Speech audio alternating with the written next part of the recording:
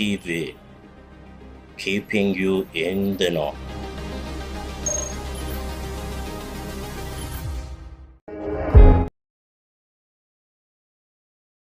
Run me, your name's on my mind every single day. Peace be upon you, O Muhammad. You are the light, the guide of Allah. Assalamu alaikum wa rahmatullahi wa barakatuh. Mulabi wa Fawahil TV. Tuze tuku updates ezenjawulo kakati wenjogere sawa zino tuli ku Ahmadiyya Muslim High School eri located Wandegea. Onako olwaleero tulinayo gye bayita appreciation ceremony of all teams of Ahmadiyya Muslim High School. Ahmadiyya Muslim High School ng'essomero linawo omukolo ogw'okujaguza kwegamba performance oba enkola abaana ba Ahmadiyya Muslim High School aba netball aba football n'emizannyo emirala egy'enjawulo. Kati essaawa zino wenjogerera ndi kumpi ne netball team nga bano bagenda okuyingira era be bamu kwegamba abagenda olabisa omukolo gwaffe obulungi. Essaawa zino wenjogerera ndi n'omu ku banene oba bewandiise ba captains aba ttiimu era mbadde nabyenjagala omubuuza ebitonotono.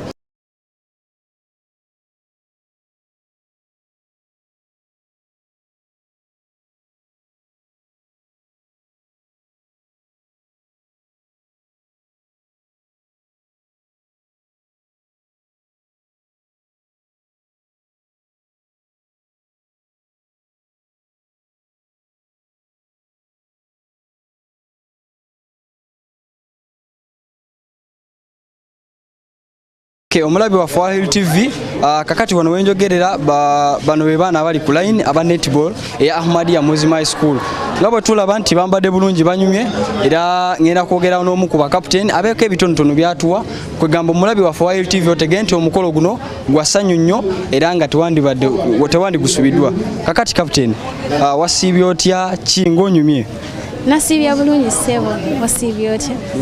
Okunyuma ko tunyumira kwati ne upate eya netball kubanga twawangula oba twasobola okukwata ekifo ekyokusatu. Okay, omulabi wa Fawahil TV ono captain wa Ahmadiyya Muslim High School netball team tugambye nti bawangula era guno omukolo kugamba omukolo gwa ssanyu nnyo era bali mu kujaguza okuwangula kwabwe okw'omukolo guno. So gwe omulabi wa Fawahil TV kwegamba kyatandisubiddwa mu mukolo guno? Kyatandisubiddwa okusuubirwa kutya?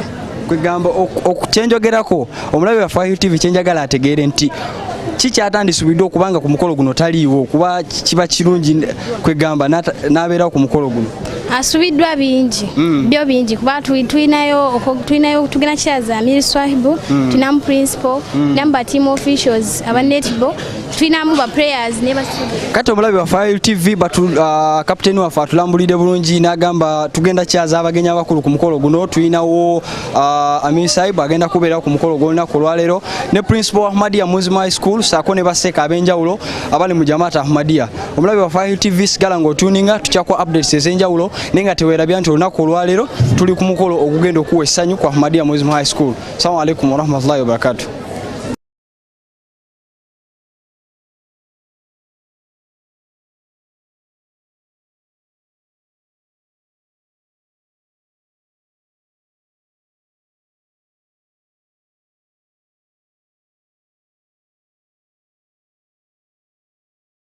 Assalamu alaikum wa rahmatullahi wa barakatuh, esteemed viewers at Hill TV. My name is Kanela Abdulaziz, your correspondent. Sawa zino nyimiridde ku Ahmadiyya Muslim High School nga olwaleero bali mu ssanyu era nga bolaba ekitundu nakyo kisanyufu kitegeeza nti n'abantu abakirimu basanyufu. Olwaleero balikola omukolo gwabwe oba bali handlinga omukolo gwabwe nga tuyazaza ba netballers baffe awamu n'essomero n'abaana b'essomero at large olw'obuwanguzi bwe batuuseeko obw'ebigezo ebya 2024 nga essaawa zino nja kuba mbatuusaako omu ku banene oba atwala football netball club brother. Assalamu alaikum wa rahmatullahi wa barakatuh. Assalamu wa rahmatullahi wa barakatuh. Amanya go sebo? Amanya n'eddoboozi mpitibwa Sheikh Mahmoud Kaire. Naam. okolanga ni ku sports club enegera maso. First of all, this is not a sports club. For your own information, it has not yet, but it will be, inshallah. Inshallah. Nenganze ndi manager wa Ahmadiyya Muslim High School netball team. Okay. Team where well, the team is performing very well. Okusinzira ku status y'essomero. Prehumbly, it has started just 2 years. It has started. This team has started for almost 2 years, but it's starting. It is fruitful that in the 2 years they have managed to go to nationals, and now after the second year in their nationals, they managed to play the Elites Championship. Elites means that the best out of the best. And they came out in the 3rd position. So prehumbly they are doing well. Okay. So what are your expectations? My expectations are to take the zonal trophy of Kampala, and also to do very well in the nationals and for East Africa. I wish you the best. Our dear viewers at Hill TV, that is the manager of football club Ahmadiyya Muslim High School. We shall be giving you the live coverage of the event as soon as possible. And as you know that Samuel Basil or Hill TV, we are here to keep you in the know.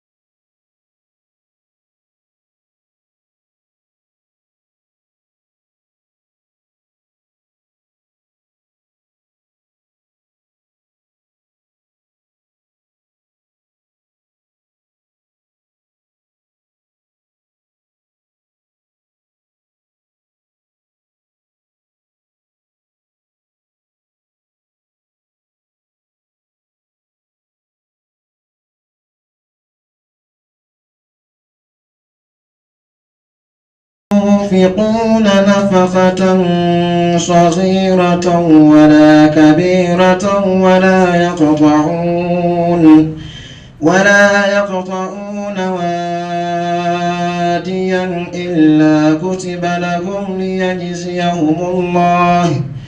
ليجزيهم الله أحسن ما كانوا يعملون وما كان المؤمنون لينفروا كافة فلولا نفر من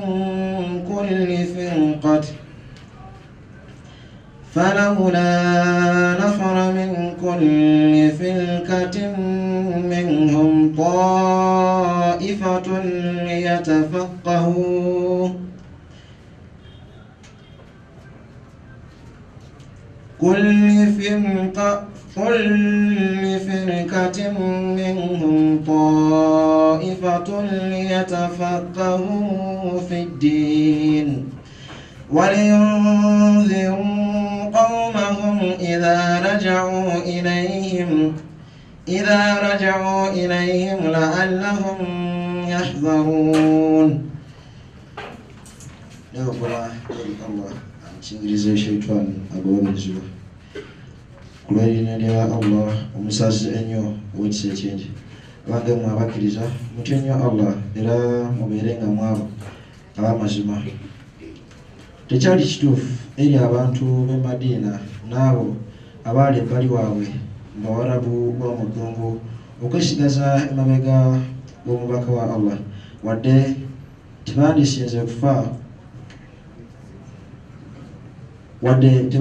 kufa ku bulamu bwabwe okusinga ku bulamu bwe.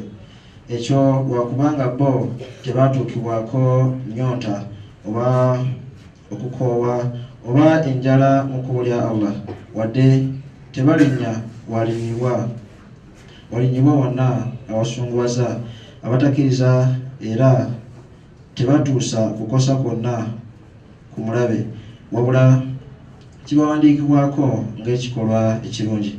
Mazima Allah tafiiriza mpeera y'abakozi ba birungi era tebatoola kitoolebwa kyonna ekitono oba ekinene wadde tebasala kiwonvu kyonna wabula kibawandiikibwako nga ekirungi. Allah alyoke abasasule empeera esinga obulungi olw'ebyo bye baakolanga era tekiyinzika eri abakkiriza okugenda olumu bonna okuyigirizibwa. Naye lwaki ekitundu ky'abalondemu okuva mu buli kibinja ky'abakkiriza tebagenda balyoke bakuguke mu ddiini era balyoke balabule bannaabwe nga bazzeeyo gye bali nabo basobole okwewala ebibi. Ayat zensomye zivudde mu sura Al-Tawba essula ya 9 mu Qur'ani entukuvu okuva ku aya ya 10:19 mpaka ku aya ya 10:22. Assalamu alaikum wa rahmatullah. We are now going on to the short speeches, and we are going to start with the school captain. The school captain, where principal, it is the school captain. We have an simple adjustment where we are going to start with the captain, the coach, the manager. Then we shall as well get a word from Mr. Mulongo Waswa. Then before we go to the chief of the umpires, the captain, please come forward.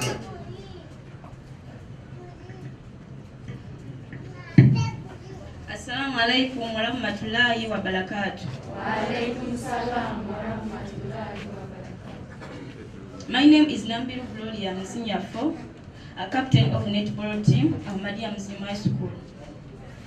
I recognize the presence of our dear Amir Said, Principal, Madam Kala, Mr. Wasa, our coach, our manager, our nurse, our matron, our teachers, plus the students at large.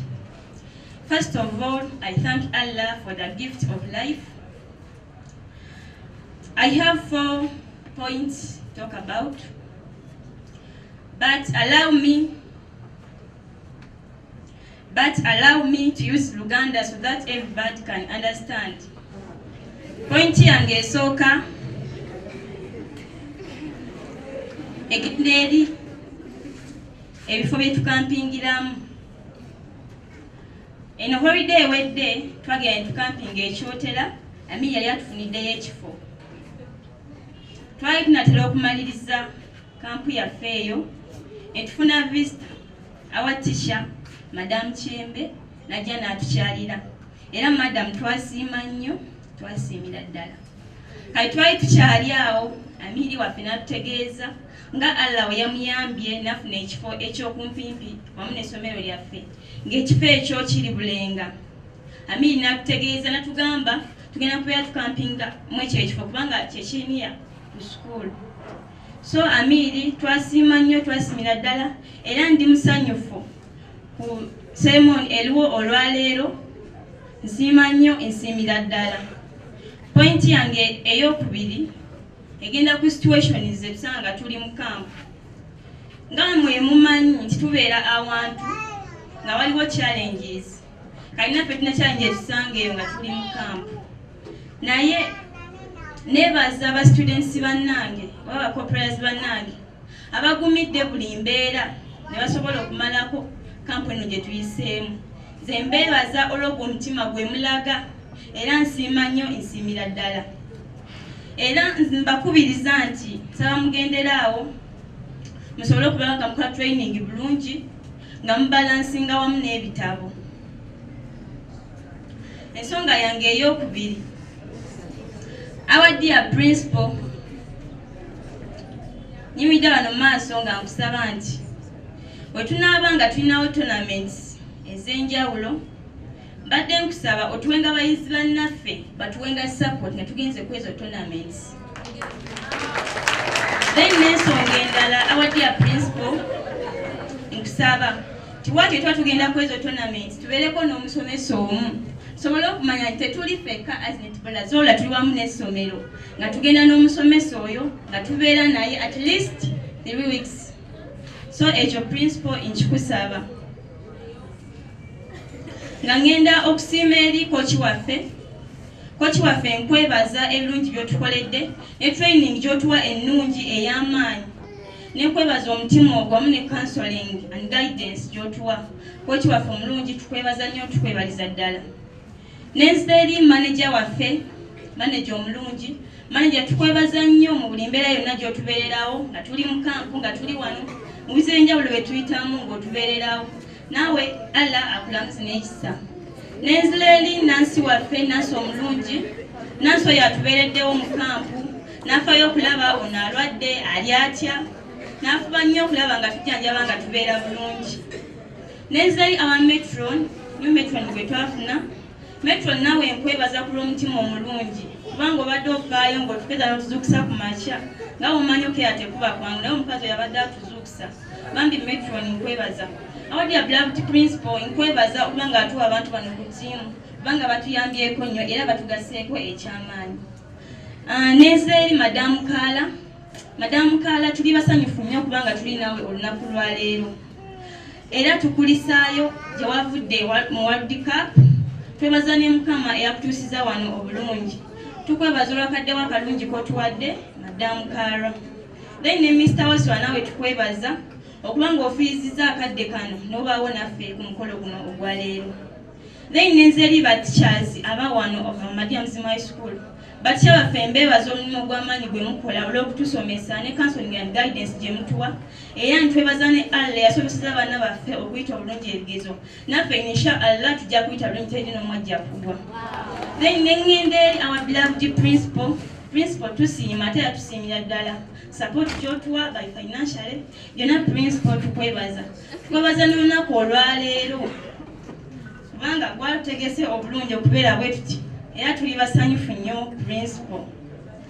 Then nengenda eri Amiri Saibu awadde Amiri tukwebaza buli kimu ky'otukolera support gy'otuteekamu counseling and guidance n'otukubiriza n'olaba ng'ofaayo mwezi ogamba tuli baanabo n'era ng'ekyamazima Amiri twafuuka baanabo era Amiri nkusuubiza tujja kuyiwa tujja kubeera nga naawe nga Mukama ali naffe era nkimanyi Mukama ajja tusobozesa ebyo gye tunaagendanga mu tournaments sobole okuwangula. N'ekirala neebaza ba students okuba nga basobodde okukwata ekifo kya namba 3 ekituusa ku lunaku olwaleero mu Elite Champions etwavaamu ejjinja bambi mbeebaza nnyo mbeebaliza ddala mbasaba temujjango okwo next time twagala kifo kya namba 1. Ebigambo byange bikomye wano. Assalamu alaikum wa rahmatullahi wa barakatuh. Thank you so much, the captain.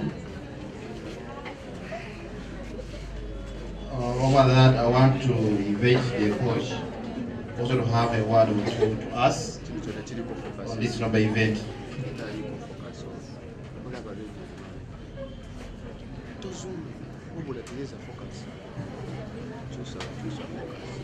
Assalamu alaikum wa rahmatullahi wa barakatuh.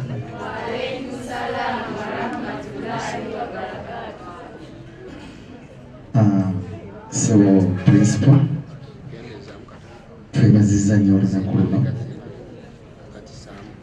ate era etusaba Allah alutere mu baraka nawe akuwe ebirungi byonna byosinga okwagala. Mu kaseera kano akampeereddwa munzikirize nyanjule b'officials bange benkola nabo era namwe mubamanyi. Ntandika ne bakapiteeni bange abasatu ng'omu yabadde waggulu Namubiri Glory, you can stand up for recognition. I am assistant 1 Namukuye Annette, senior 3, and the assistant 2 Yetendo Esther, senior 3. You can sit. Kwabo ninawe nkola nabo nina metrone wange alabirira abaana abo omulungi ennyo. Madamu emirirako obubire ku bantu. Lwaki bamutuuziza wala nnyo metro wange era kituufu atudde mu baana be ali mu kukola mulimu gwe. Kanyanjule Nansi wange atulabirira byonna gye tuyita ne mu kampu.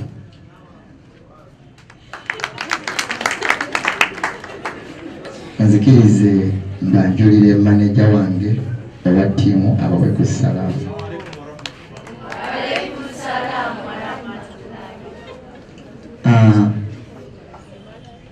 Bano okubasembyayo kabadde kakodyo naye munzikirize nga sinaba kwogera kimbeese nnyo ku ground. Neebaze abantu bano. Tulina mulongo tabaako mister mulongo okuva mu USSSA akolera amasomero ga secondary sports mu Uganda. Tulina akulira ba umpires bonna mu Uganda ng'era be baddukanya omuzannyo gwa netball mu Uganda ate nga ye mentor wange Madamu Kala.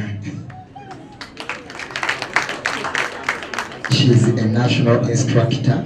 Era bwe nabadde ngenze embalala okusoma level 2 umpiring y'omu ku bambeereddewo era ebigezo nabikoze nkusuubiza nakugira ne mu grade 1.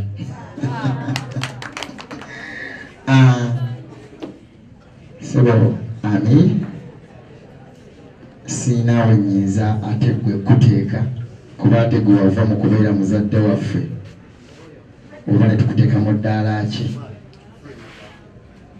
Sebo nawe tukusanyukidde webale kubeera naffe. Amannya nze Lubega Lawrence ag'ebiwandiiko naye nga yenze Lubega Abdallah. Ndi musomesa professionally nkola ne Rakai local government. Ndi technical we Rakai district ate nga ndi sports instructor wa Rakai district. Sebo mulongo ndi umpire level 2 ate era coach level 2. Nze coach w'abaana bano aba Ahmadiyya Muslim High School.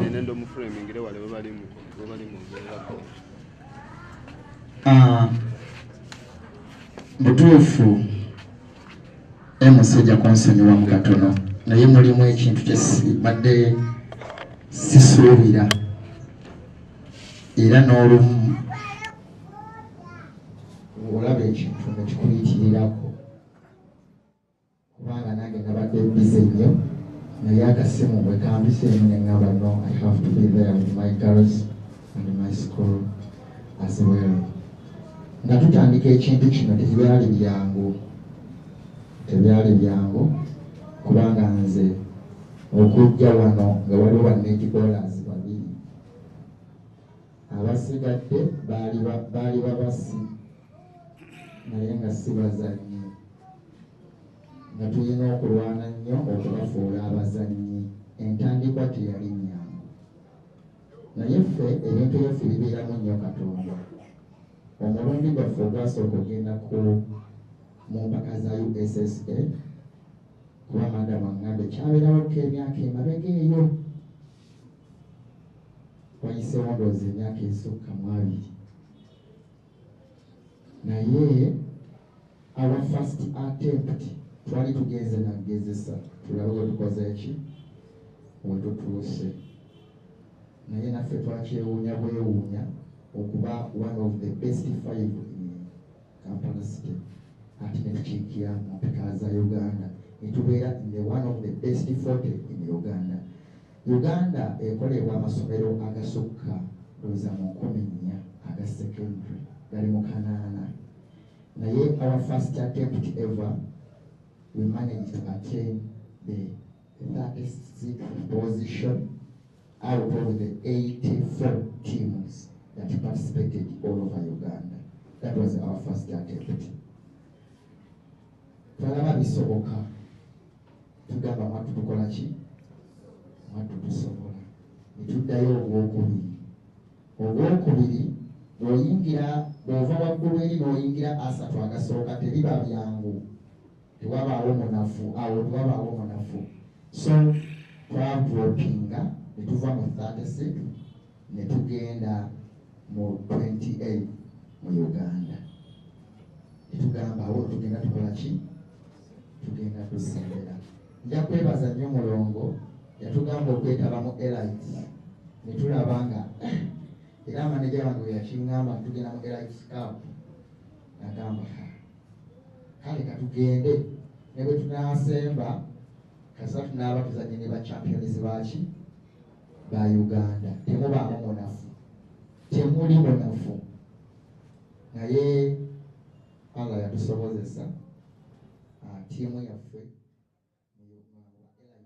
yakwata kyakusatu era neweebwa emidaali gya bronze ebaana abo gye beetimbi so mulongo tukwebaza naye weebale kubeera naffe buli we tulaga n'okutambula n'okwagala Ahmadiyya tubasuubiza nti buddo yatulyako ekifo kya nnamba emu naye olujja naffe tujja tukyetaaga twetaaga ekikopo ekyo ekya nnamba 1 naye n'ennyumba tebagizimba lunaku lumu ebeera process nja kwebaza abayizi bange abangi babanyooma olwa myaka gyammwe ne sayizi yammwe ne bwe twali mu elite simwe mwali musingayo obuto nga bagamba bubuze kolaki naye kyabeewuunyisa okulaba nga bukola ekyali kisingayo obulungi mwebale butanswaza na butaswaza ssomero lyaffe ate nga butunda Ahmadiyya kuba essaawa yalwogera ku Ahmadiyya teri atagimanyi kati mu Uganda kaba nga ali mu education system kateri atamanyi Ahmadiyya era kati wetuli omanyi bagamba bulijjo nti kyangu nnyo gaggawala naye okuuma obugga ate kizibu naye nga kubasaba obugagga obwaffe tubukuume tuleme kufuuka kisekereba tuyongereko obweyongezi naye kyonna kiva ku mpisa ze mutulaga eze mulaga principal ntuusa obubaka bwange buno eri gy'oli ti ba officials bange gye tuwangaalira mu kampu si byangu kuba abantu bano balekayo obuliri bwabwe obulungi balekayo famire zaabwe zenina famire engireko eyo netwebaka mu kampu emyezi 2 mwezi mulamba emmere abaana baffe gye balyako gye tukola ki gye tulyako naye abantu abo nkusaba obasiime mu nsiima gy'olaba nti yeesaanidde kubanga nze sirina bwe nsobola kubasiima teri ayinza kukikola abakikola batono aba sports mukimanyi madamu kaala sports kubeera kwewaayo teri ayinza kusasula mutukwasa ttiimu eno y'abaana bali 30 naye gweobeera n'omwana omu nakufuukira ekizibu ewaka naye ffe tubeera n'abaana 30 ga kampu okubala omwezi mulamba golina okumanya gundi ali atya yasuza atya ate gundi lwakitazanye so baofficial bange mbeebaza nnyo mwebale kubeera bazadde ate mbasuubiza tujja kutambula ffembi oba ffenna n'abaana baffe n'essomero lyaffe owatali kubasuulirira inshaallah.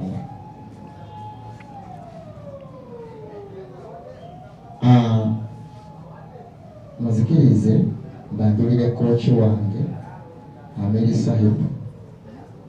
Sahibu ye kooki wange. Bino byensomye mbisomera oluvannyuma neze nensoma umpiring coaching ndire fali wa fufwa biki naye okuyingira netball my first attempt ye yangu atakumukono natwala mu kisaawe kutusi mukono extra ngaba na kutu simukono nzidi coach wa football atendere fali wa football ne babingamba mpulira bisibu nabimpulikikira na bubinyo naye Amiri yanzizangayo bwenzirukayo bwangamba sebukomawo bwenzireyo bwentuulaawo ate yakoze eki mu kiseera ekyo nga simanyi tali mukonteekateeka kuba twali tuwangala ffenna ku station nga ye sheeke waffe ye missionary waffe. Mu kiseera ekyo we yaviirako ate najja nensigala nga ntambuza ekintu. Right now nze coach wa district era abaana abo bwewalaba ku national abeerakali bava mu Ahmadiyya Primary School ba semi-finals ne Nansana ku nationals era azina head coach waabwe.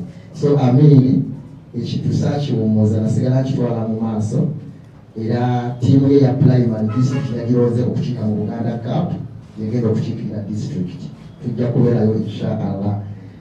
So awo natandikira paka wendi ku level wentuuse sijja gamba nti nnene kuba kyagera okweyongerako nina okusoma level 3 nende ku Africa si what n'okweyongerayo. So Amiri neyanziza nnyo weebale nnyo weebalire ddala ate n'otakomaawo n'okuluminga n'abalala. Kano ke kasembayo nja kusaba principal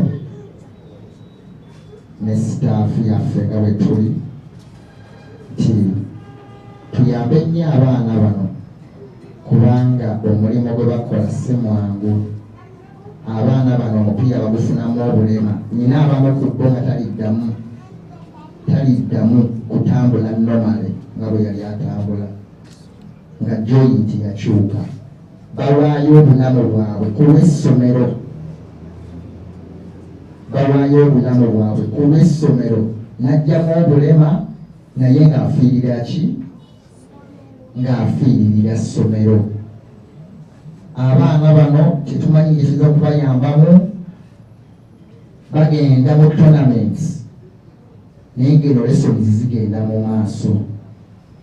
Wabeerengawo arrangements abaana bano bafune remedial work, bafunenga classes kuba baba bamisinze ku lw'essomero.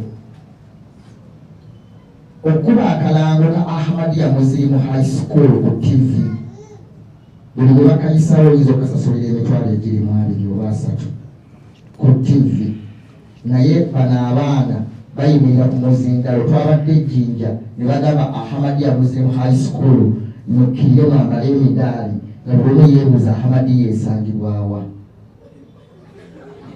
ng'abasinga tebagimanyi.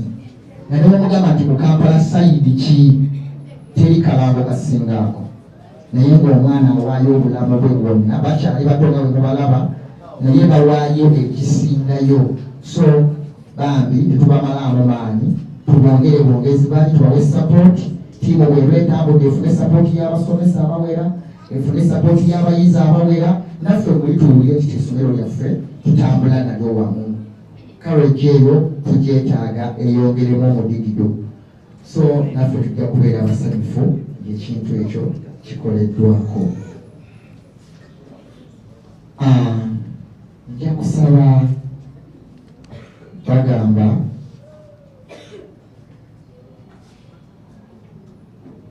akatono kaziramu ki? Akatono kaziramu liiso. Tetulina ngeri, nze nga nze sirina mwe nyiza kusiima Amiri kubanga nze nga nze nzija amaaso ku nze nengateeka ku baana bano. So Amiri nja kuyita kapiteeni, nja kuyita kapiteeni mu maaso awo nga manager amaliriza okwogera. Tujja kujja ne kapiteeni tukusiime mu nsiima ya netball nga ffe aba netball nga ttiimu yo. Abaana bano tubajja mu P1 Sero Mulongo, bano abaana bajja mu P1 bava mu akademi emu ne bagenda ne baprogressinga mpola mpola paka we bakoze eki we batuuse, naye abo bonna maanyi g'abantu ab'enjawulo ne Amiri. So n'olugambo olwo muzikirize nzizeyo omuzindalo. Assalamu alaikum warahmatullahi wabarakatuh. Thank you very much, the coach of the team. I want now to invite the manager also to have a word pass who comes up. Assalamu alaikum warahmatullahi wabarakatuh. أشهد أن لا إله إلا الله وحده لا شريك له وأشهد أن محمدا Oweekitiibwa mukadde waffe Amisahi, principal w'essomero lyaffe lino ly'omanyi Ahmadiyya Muslim High School, kooki wa ttiimu eno eya Ahmadiyya Muslim High School, era nga nange kennyini I will admit that he is my coach too. Madam Kala asobodde okujja n'atwegattako wano. Mukulu waswa nkimanyi emirimu gyo egya USSA tegikukkiriza nakuva mu ntebe yo naye olwawulira akasimu kange n'ogamulakuba nyanziza. Madam Kala nja kukwebazaamu ekyensusso.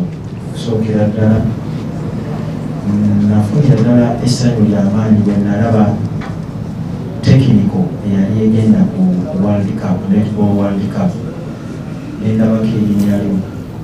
Ekituufu kiri nti nagamba nti Uganda egenda kubeerako n'ekifo ekirungi, era kyansanyusa nnyo amawulire bwe gafuluma nti Uganda ye yasinga mu Africa. Banange basaba mukubireko ku Madam Kala endabakubira. Madamu nkimanyi by'egimu ebikwata naye okutufisizaawo akadde n'ojja wano. Nze ku lwange natandika okulaba ekasasa ku National Elite because that was my first time okuyingira netball life. Kochi nga bw'ayogedde wano nti bamusika ku kutu, nange kennyini omwami oyo ava okwewaabira wano nti bamusika ku kutu ye yampaabira ewa mukama waffe nti ayagala kukola nange. Nali ku ssomero nange ne bansika ku kutu, era mukama waffe n'agamba gwamanyi oba ogenda bisomera ku online nkwagala ku National Elite. Nasooka kulabira ku National Elite era bwe nakwetegereza obulungi nga mukuba draws. Okuva olwo tuzze kusinkana mu bitundu bingi, n'oluusi nentuwa nenjogerako nawe nompa ku advices era zonna nzeebaza. Mukulu mulongo waswa egwe siina nagezenyiza kugamba kubanga ne ku national zi yennyininyini gwe eyasimbira ddala okutuyisaawo tusobole okufuna ebiwandiiko byaffe bwangu n'abaana baffe okubeera nga basetolinga gye baasula ne security yonna gye baaliko nzijukira bulungi gwe yagikomandinga abaana bano babeere nga balina security. Ekyo nakyo ekikwebaza. Amisahi nkwebaza nnyo sapoti yonna gy'otuwa, okutusabira, okututeekamu akasenteko nga wandibadde okasambirala. Naye nga bulijjo bwenzija nenkugamba olunaku lwe nasooka okukugamba nze era najuliza Madamu Kala nti bwe yabadde ayogera era ku National Elite yagambye buli omu alina omwana omuwala nga atendekebwa n'ekibo, olina okufuba okulaba nti omwana omuwala oyo asituka n'atuuka ku international level. Era byonna najjanga nembikugamba nenkugamba nti kino kyonna ekisoboka abaana tubateekemu, we need them to be on international level. Olunaku lwaleero bwe ndaba nti abaana bakwata kyakusatu mu Elite, banange mukulu waswa waliyo ku Elite, tewaliyo munafu, tewaliyo munafu. Era nze nzijukira bulungi olw'okuba nze manager ne bwe najja mu ofiisi yammwe natuukanga n'abali mu ofiisi bagamba naye kuno omwana obuto kugenda kukola ki? Kubanga ttiimu ezaali zizze bannange zaali z'amaanyi, naye abaana bakola kye baasobola ne bafuna ekifo ekyokusatu. Elite bannange kitegeeza best of the best. Eri teberayo makanika gwe wabeera zze nti nozze kuyiyiriza baba bagenda kukuswaza wejuse n'ekyakututte. Abasingawo bonna era nammwe abali ku TV namulaba press conference, president wa USSA bwe yali yayogera n'agamba wano tewaliiwo azze kugezesa, buli azze wano yeekakasa nti mulungi.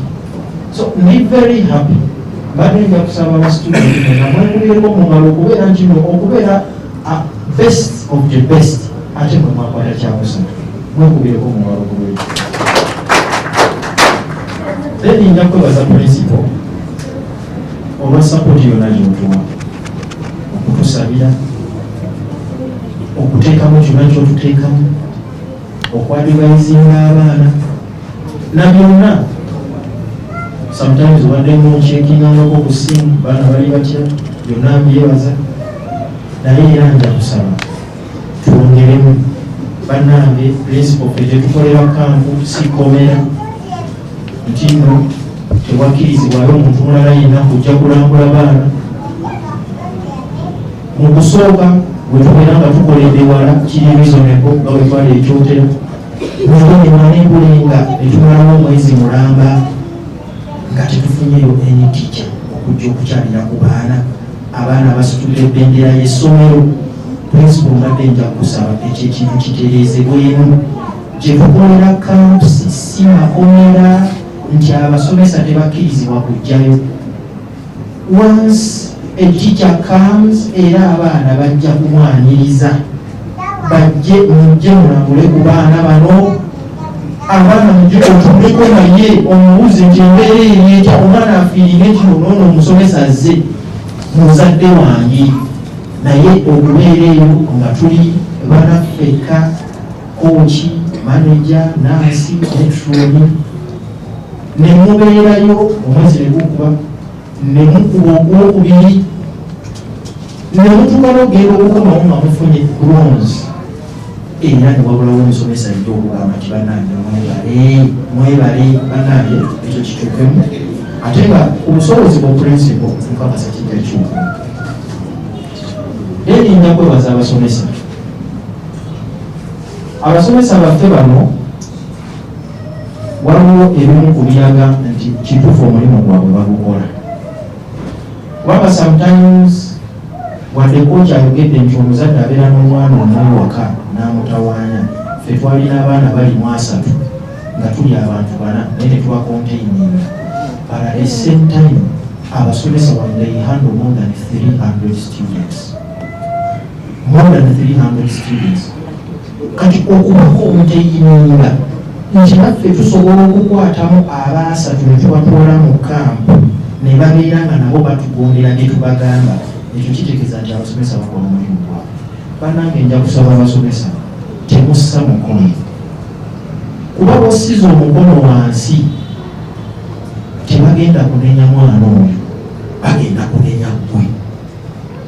Mwenna mwawulira ebibuuzo bwe byakomyewo, amasomero agagudde. Waliwo essomero ng'abaana bafunye 3rd grade zokka ate abalala bonna ne bagwa. Mwawulidde ekyabaddewo, tebanenyeza baana, banenya baani? Basomesa. Kati abasomesa baffe kino kye mukola mbadde nsaba mukyongeremu amaanyi. Naye ekirala nga bwe tusabirangana abaana musabire ku basomesa bammwe n'abasomesa musabire ku baana.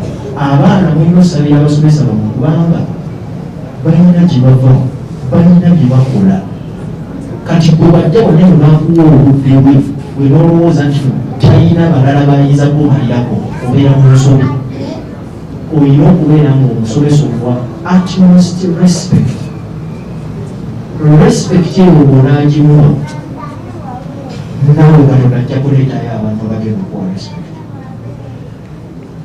Nga bwe bagambye tusabirangane, sijja kwongeraho okusukaawo okujjaku okwebaza abaana baffe abaagera ne bapafominga bulungi. Bannange mwongereeko tournaments nnyingi nyo zijja, invitations kati naakafunanga 5 zonna nga babaagala okubeera omupiira gwe mukubye n'ekifo kye mwakutte kati n'okuba recognizinga baba recognizinga invitation yejja namwe gye mussa mukono mwongere ku bwongezi maanyi. Wassalamu alaikum warahmatullahi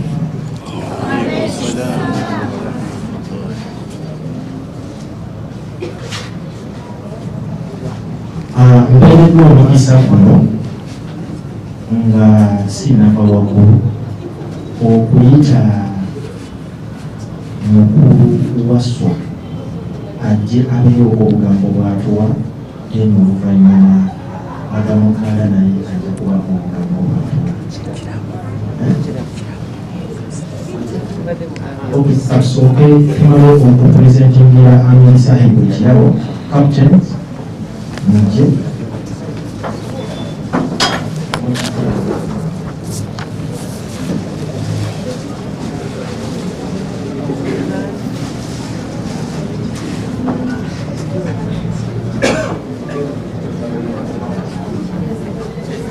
Ndokusaba kapiteni ajje mu maaso ga principal ng'akutte ekirabo ekyo. Ekirabo ekyo tugenda kikwasa Aminisaibu omutwamula so Aminisaibu ekirabo ekyo kifudde mukikolati abasinga tebakirabangako naye manager your team and abayizi tukuba kyegenda tufunire lefti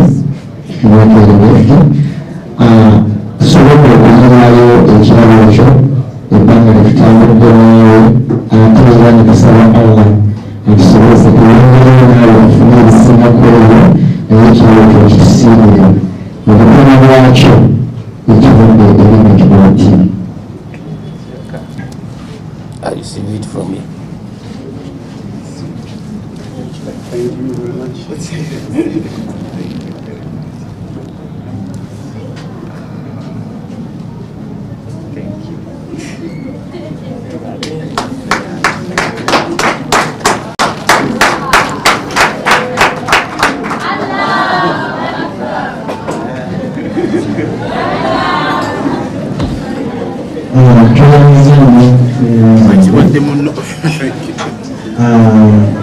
Mu kaseera kano nja kwaniriza omulongooso ajjabeko obugambo bwatu.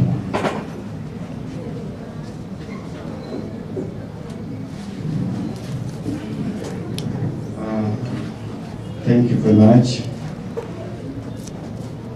Master of ceremony. At this juncture, members allow me to recognize the presence of the invited guests, the special guests, our principal, teachers, manager, coaches, students. It is a very great momentous time to me to share with you this time that I'm part of you here in this great celebration towards our victory. By the names of Morongo, Kiseka, Waswa, Habib. Assalamu alaikum wa rahmatullahi wa barakatuh. Wa alaikum salam wa rahmatullahi wa barakatuh. Thank you very much. Our dear guest of honor, allow me to share these great bonds with you and the gathering. As I've said that I'm Rongo's Second Habib.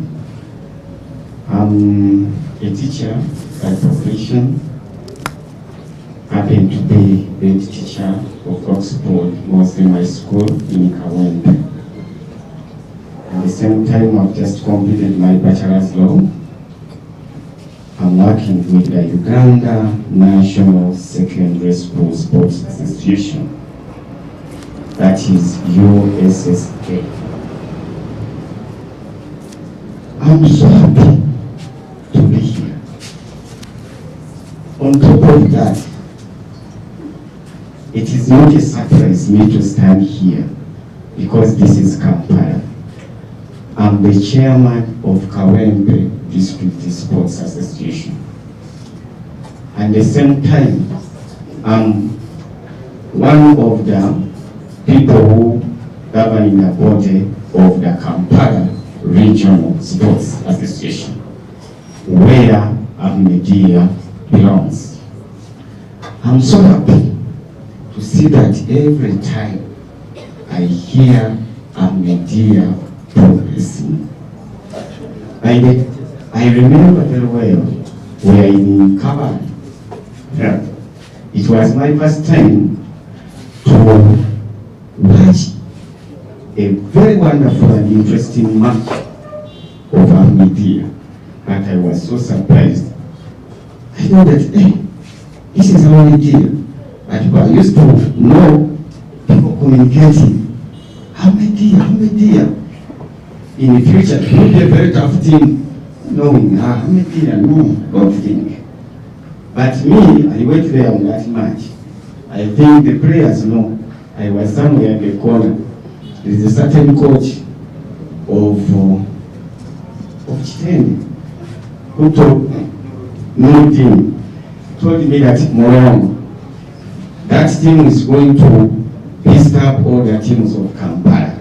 And at the end, he will come up taking the Kampala trophy.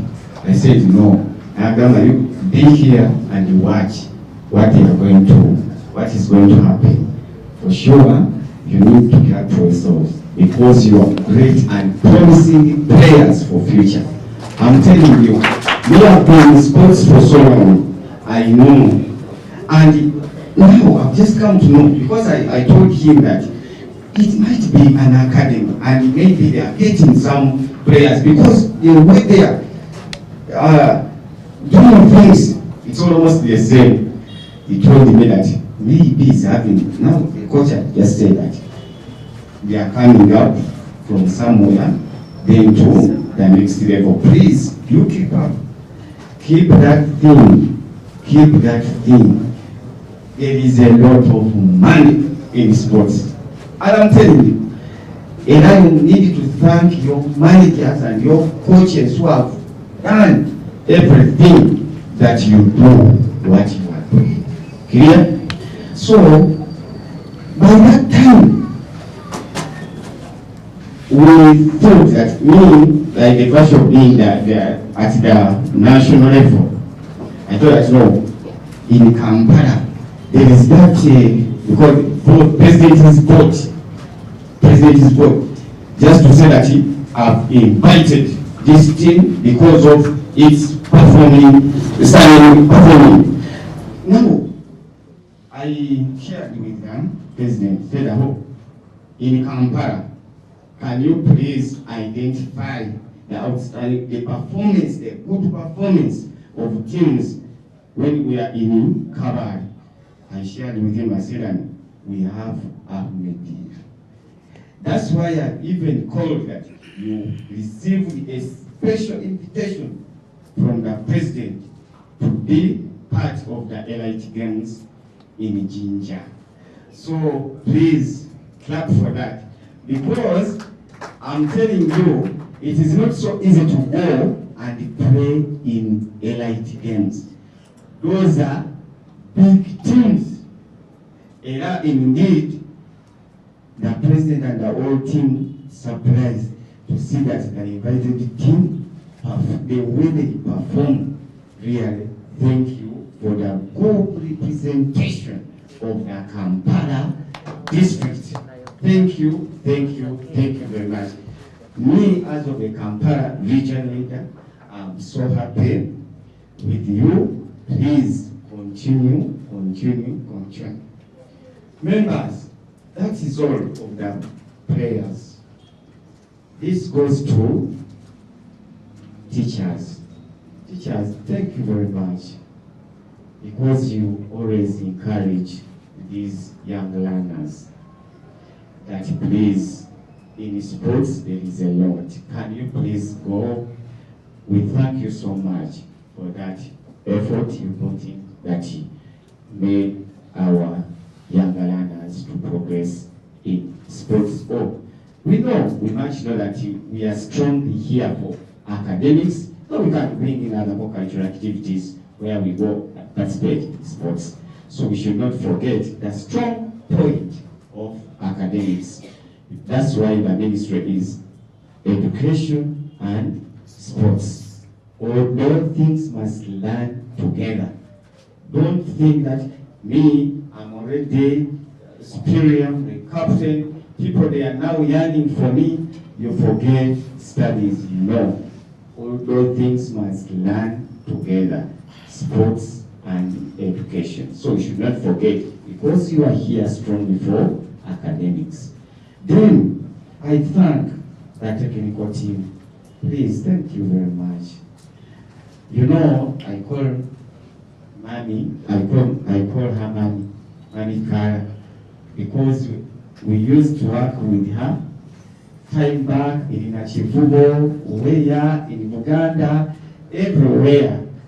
She knows how we do things. That's why every time she said, hey, my son, you come. Me, I call her my mom. In sports, for sure, is a source of knowledge concerned with sports, and I'm telling you, if you need progress, please pick her advice. I'm telling you, for us, we've been here with her for so long, but we learned a lot from her. Thank you, Mommy, for mentoring us, and we promise you that we are going to keep the candle lighting. Thank you. So this also goes the technical team of the team of Ahmadiyya. Thank you for your endless effort towards this noble goal. Please, I know you sacrifice a lot to make the progress of these young learners. Thank you. We don't know how we can thank you, but you, sportsmen, you know, we always say thank you. Then, the medical team. Please, sometimes you neglect the medical team, but in sports, the medical team, those are very important people, because every time we expect injuries. Every time you see those ones. Now today she can go for morning run and come back, then die, then the medical team come in and secure the situation. So we thank you so much, the medical team everywhere. I saw them in Ginger. People running up and down, see what is happening, because they know that anything that might go wrong, the team goes down. So please, thank you, our medical team. The management, you people don't joke. Sports is very, very expensive. I'm telling you. I can see you are very smart, and you enter the Ginger when people are married. Say these are young players, you know, but they are very smart. We are talking of that. They are very smart. Which team? Ahmadiyya. Remember, by that time you are on the website, social media. There is online, whatever video, online, all the games. So this soccer team on TV, Baba TV, everywhere. Naye, he said that broadcasting, giving out transmit of those people on TV and radios, it is very expensive. Not even 100, you mentioned, around 1M and above. Just having the advertisement of a team, it is so expensive. But if you go, you saw how the crowd was in Kakindu Stadium. People are very many. They say we are talking about, because we say that now Ahmadiyya, everybody, they are very smart. They are very smart. So we thank the management. Thank you for the great support you give to this team.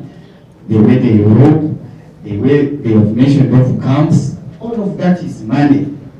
And I think in mind that they can sacrifice some issues to support you. So you must thank the management. That is it. The top is it. The principal. So our principal. Thank you very much. Thank you very much for having a netball. netball is a very interesting game. It's a very interesting game. So thank you and for choosing to have netball. I know you can bring on board other games, but thank you for starting with netball. Others, the boys what? Don't mind. With time, I know the principal thinking about that with the management to come on board, because for us we have so many. Principal here informed you that Elite opened the season of 2024. So they are going in for qualifiers. That is district qualifiers. Here you are in the central. Is it? Central. So you are going to tussle with the central schools. After you go to the region. Then after region, we expect you to the nationals, which will happen in Soroti district at the Teso College Elite. So we wish you the best as Kampala leaders. We want to see you progressing. Thank you, ladies and gentlemen. I wish you the best.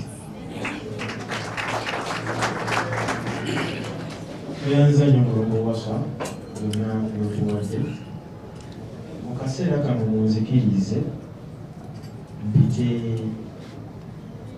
maama w'ebyemizannyo, one and only Madam Kala. Mama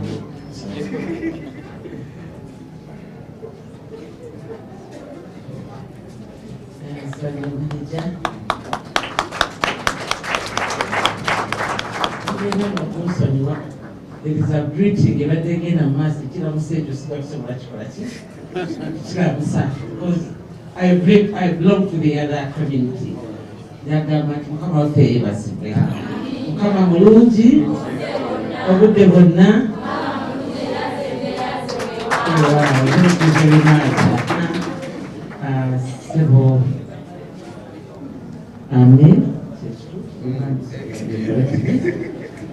Kade waffe Amir, principal, management y'essomero lino, the technical team of the netball team, the netball players, learners, ladies and gentlemen, I'm very, very happy and humbled,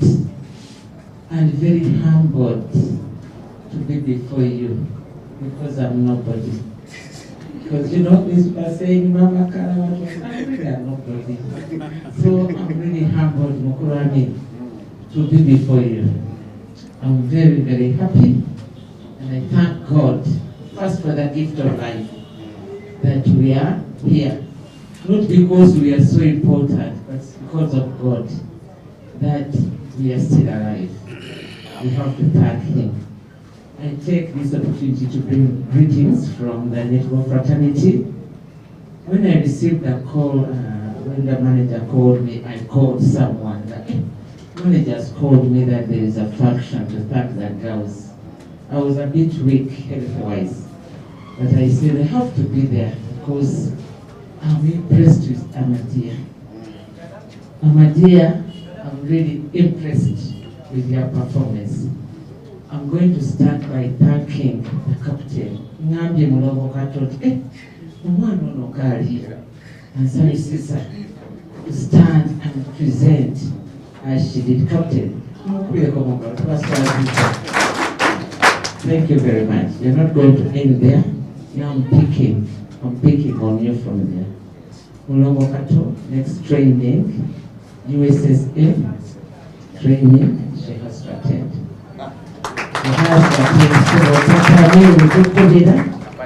So one against some capacity building, we need ABCD principle. He's chosen. Or you say identifies. She's stepping in my shoes also. I know she'll be stepping in my shoes. Captain, thank you very much for being such a brave and strong and good presenter. Yes. Ebisika balibagyoge let's also go baby nabo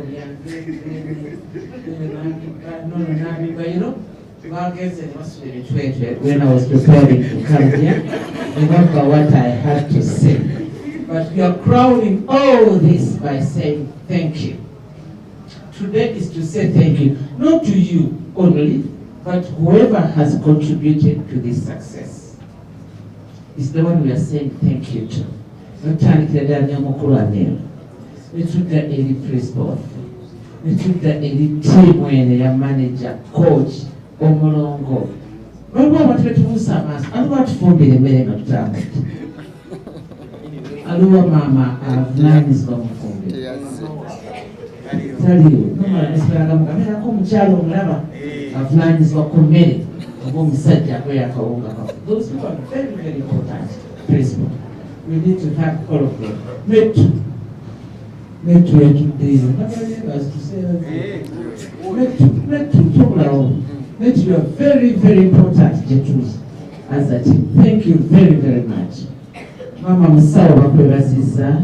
Everybody they're crowning. Everybody mentioning about Mama better than me. They're crowning and thank you very much. Mwebale okwagala abaana bano. Mwebale okutusaamu ssente. Mwebale okutufisiza akadde. I introduced myself because they really introduced me. But I'm Rosette Kala, the netballer. That is my name, Rosette Kala, the netballer. I started netball way back in the primary school, in the primary school. And I said, yes. I looked at a lady who was called the late Ida Nalong, a very tall woman. When I left primary, I went to secondary school in Agakaria. And one day, I was an athlete, so we were preparing for the Kampala district to run something. Because I didn't perform. He thought I was joking, and that's where I left athletics.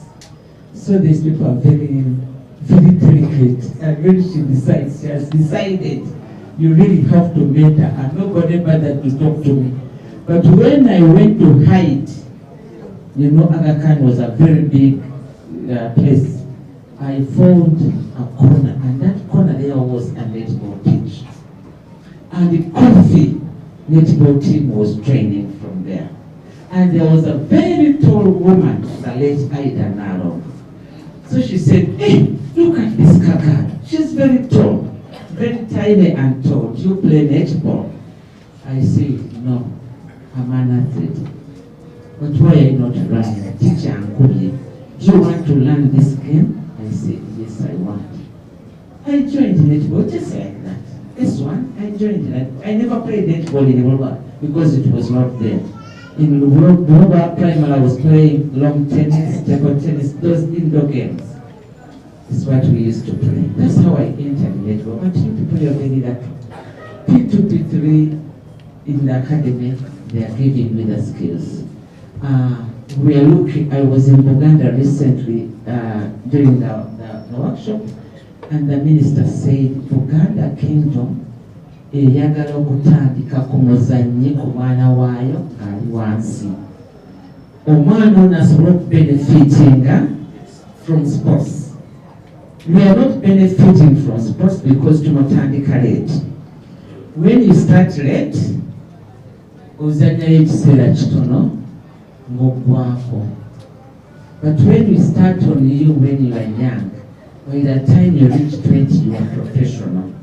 But here we are sending the Principal Scovia for professional in 30s. And Principal Scovia has not benefited for many years in profession because we sent her there very late. We want to send someone to profession when she's 19, 20, so that she can serve up to 35. When they start telling her she's old, she has benefited from the sport. So please, when we mentor them, we start them early enough so that they benefit from being sports women. Since you've taken all my words, I'm not going to mention 101 because everything has been mentioned. I'm just going to emphasize. And the role of the federation is to say that we develop the game of netball. Develop netball alone. We do it together. So tata me wobeerawo ne principal nemukwata abantu bano up to this level. You've helped Uganda Netball Federation. You played Netball Federation's role of developing the game. So we have done it together. So we thank you very much for that. I want to thank the Ahmadiyya community because I remember very well Muslims, I'm going to be straight here. Muslims used not to play netball because of how we dress. We put on very short skirts. So we started encouraging them by telling them, okay, let them put on the skirt and then they put in the what? The trouser inside. Our children even, they can start even fearing. Then the Ahmadiyya comes in a small coaster, sometimes old, because we don't have money. So I said one time I request a inside that if possible inside, we get the transport. We get the transport, it will boost our team very much. When we go for competition, we shall go in our bus. Yeah, whenever we pass even our school, we'll be announcing itself. So I'm requesting that you think about this and we get transport. I'm really grateful for everybody here. My netballers, I love you so much. Though I have other but I know we shall come on board, all of us. I've told my teachers that when Amir insists on something, you must abide. Because he sees for us further than we do. In fact, I was perusing through the visitors book. And then that visitors book, for us at Ahmadiyya community, we have the highest leader worldwide. He visited us. And when he visited us, he wrote comments in our book. And those comments were in form of a prayer. He said, I pray that this school progresses. And the children who started from it will be very useful to this country and the world at large. So when I saw that prayer, I called Brother Mahmoud and I said, look at this beautiful prayer. Osuru has prayed for us. But why are we not taking off? It means there's something which is not going right. And they even advised me, said, now what you do, you photocopy that prayer and put even the picture of the Osuru who prayed for us. I photocopied it. I even put that photo. It is in my office. As you enter, that photo is there. The prayer. Of the prayer. So I've been encouraging my colleagues that you look at that prayer. Osuru has prayed for us, but we're not coming up. But this year, I'm seeing progress. We are performing very well academically. We are performing very well in sports. And by the way, we are performing well in football. So now I think the prayer of Osuru is being answered.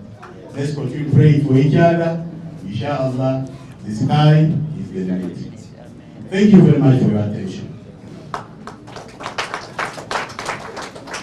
I would like to take this opportunity I'm inside to invite you and address this function. After, we will give certificates to appreciate the netballers and also to appreciate all those people who have been in the camp to ensure we reach that level where we are. You are most welcome inside. Thank you. أعوذ بالله من الشيطان الرجيم بسم الله الرحمن الرحيم رب اشرح لي صدري ويسر لي أمري واحلل عقدة من لساني يفقهوا قولي. السلام عليكم ورحمة الله وبركاته. First of all, I'm extremely highly grateful to Allah the Almighty, who has indeed gifted us this occasion. It is a wonderful occasion and is a golden opportunity to meet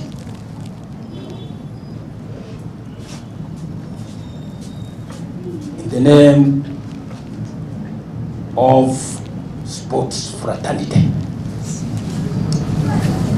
Respected principal, leadership of netball in Uganda,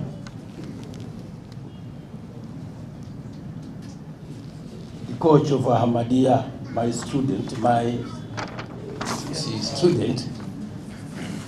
and the manager, the captains,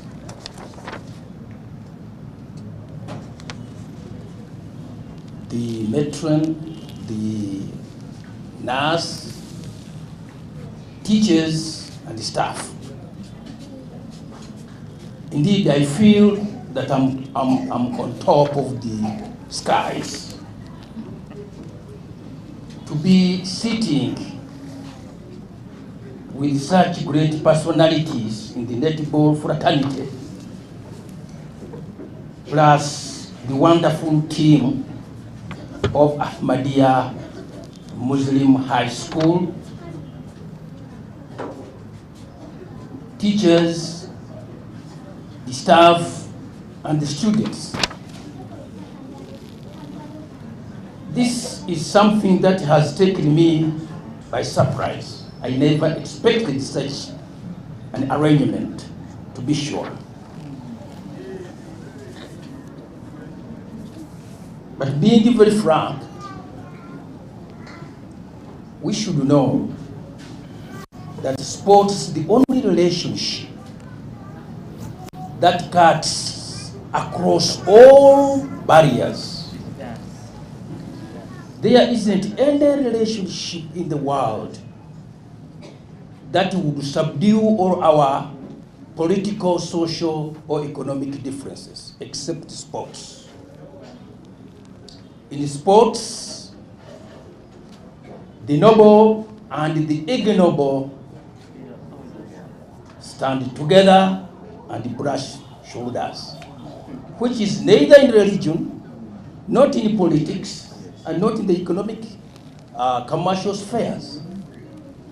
So when we are standing to promote sports, for us who have been in this field for quite a long time, we know what we are driving at, in spite of so many challenges we come across.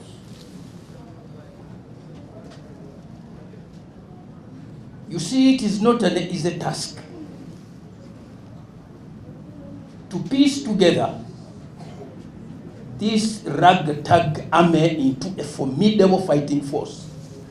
It requires sagacity, it requires brain, it requires physical endurance, it requires cash.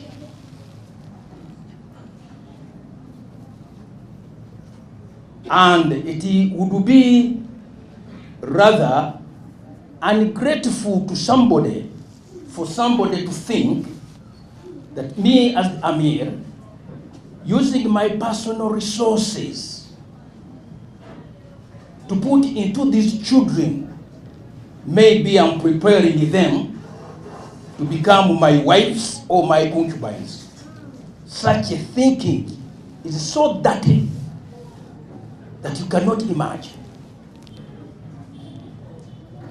You see, these children and my team, you are witnesses how we have suffered in terrible situations. At times the camp is caught up in poverty, when also I do not have enough. I tell my children, you pray, God will give us. Because for me, I'm a born winner. This I talk it loudly, I'm a winner. And a top winner. So all those upon whom I put my palm, they have to be top winners. No matter whoever tries to come across, I just kick him or her away. But my children have to win. And for me, with these children, I only do not look at their athletic capabilities or sports capabilities. I look into their future.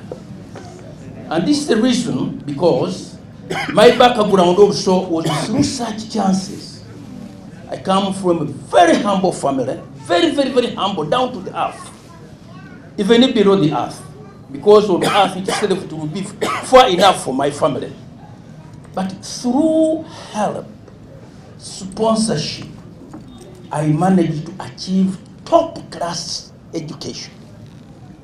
And it is binding upon me to support these children so that they become future responsible citizens of the nation, not only to play netball for a few years. And they are witnesses whenever we meet. I do counsel them, I advise them that this netball is just a lift. Just as you are moving from here to some place, and somebody comes and offers you a lift, you will play netball for quite a short time. But use that short time to propel you higher, higher and higher, so that you don't fall once again. This is my demand, that having attained this success, even if you become Uganda champions without giving me that result in your education, I will not be satisfied. I will not be contented. Yes, we want the trophies to fill all this hall. Yet I need these certificates. And you have to give them to me. You see, that's why I go the whole length to ensure that my children are taken care of. These are witnesses. He is my son. But he can tell all of you, that I take care of you more than my own children. Because I know my children are somewhere. If I fall today, somebody somewhere from the family will manage to propel them forward. But for you, it is me who is here.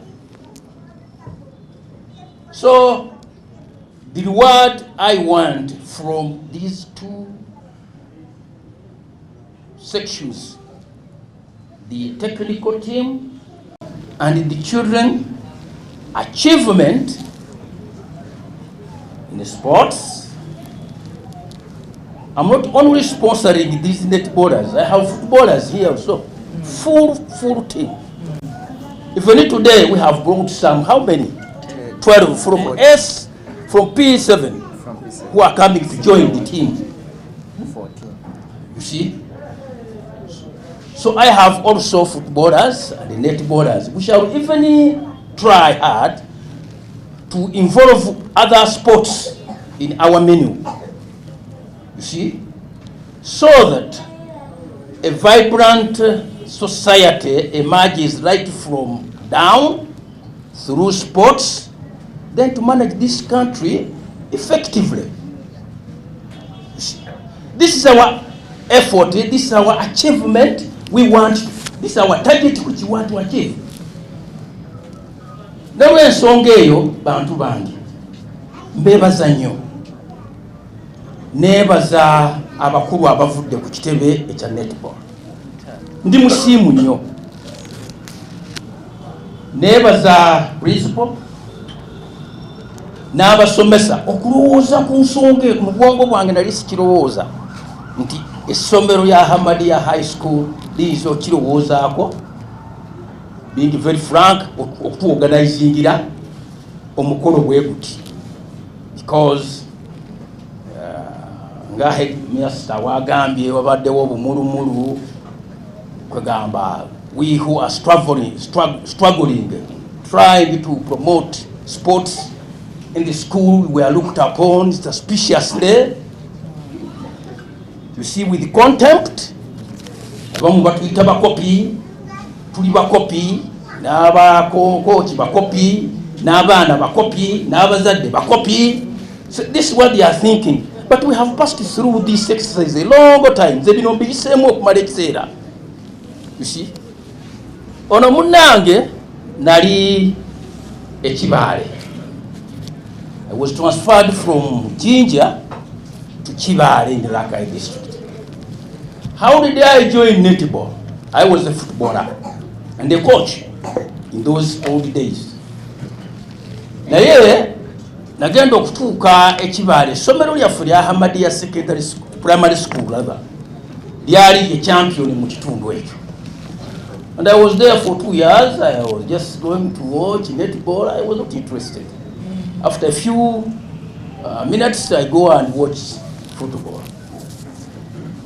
But I would bask and enjoy the celebration when the girls have brought the trophy. Suddenly, the next year, our sports teacher was transferred. And definitely in the competitions, we were defeated. We did not have a coach. That was not something great. But what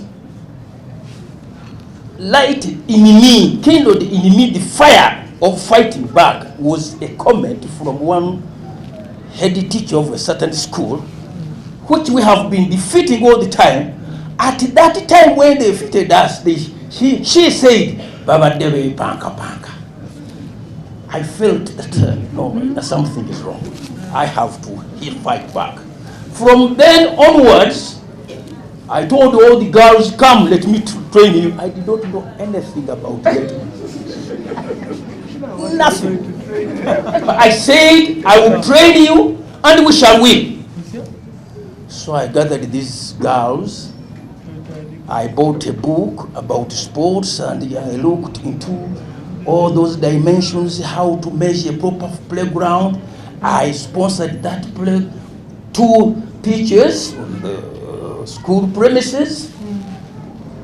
Then the girls themselves used to tell me, now, you see, this has done. I took my whistle, I gave to a girl whom I thought was a bit smart. Training. And so we yakolanga, ganange njiga. We yakolanga bwati ngecho njiga. Unakolanga ensobi ganti, sheikh. I'm a sheikh, of course. Bakola bwebati. Then there was another sheikh who was at Kakoma, Museum. He was a very good coach. So I convinced the headmaster to call that coach to come and give us 3 days. When he came, I sponsored it. Headmaster, I know headmasters are always crying. No money, no money. You know, the song he's singing is not new to us. They always cry. Wherever there is sports, the headmasters will start crying, no money, no money. You see, they could do other things, scholastic exercises, they can find fun, but when it comes to sports, no money, no money, no money. It's the same song, and that will continue for eternity.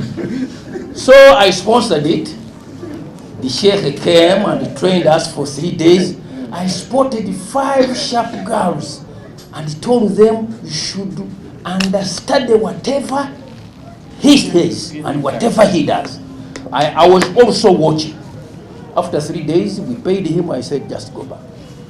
I have become a great coach. Frankly speaking, that year we competed and we won. And for 8 consecutive years, no team could match us, not even on zonal level or county level. Sometimes we used to stand first or second in district for 8 consecutive years. But you see, netball is not like football. A good coach is he who demonstrates to the children. So when I felt that I was getting heavy, because I said that around 50 years, 8 years, that's 58, the bones start cracking, you see. So suddenly, by chance or by coincidence, a certain younger man was transferred from somewhere to my school. And that younger man was a football coach.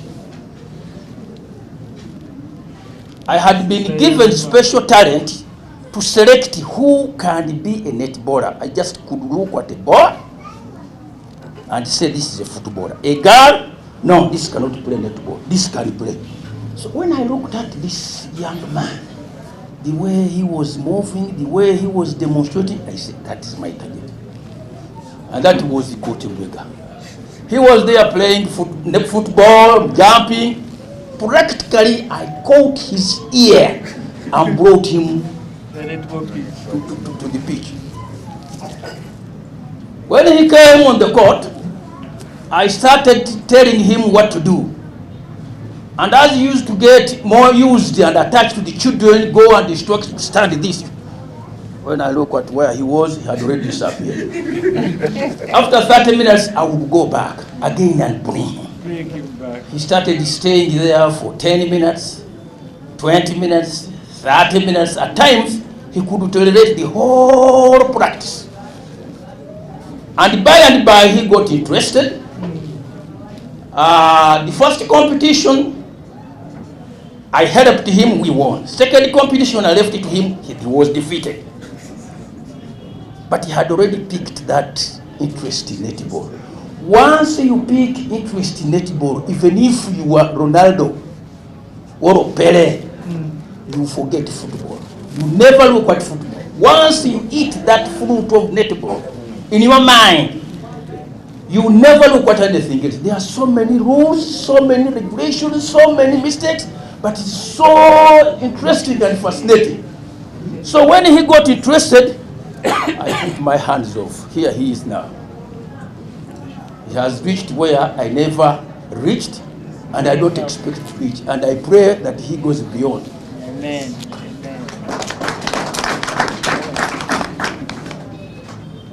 I have two things, 2 points, 2 issues to present before the leadership of netball.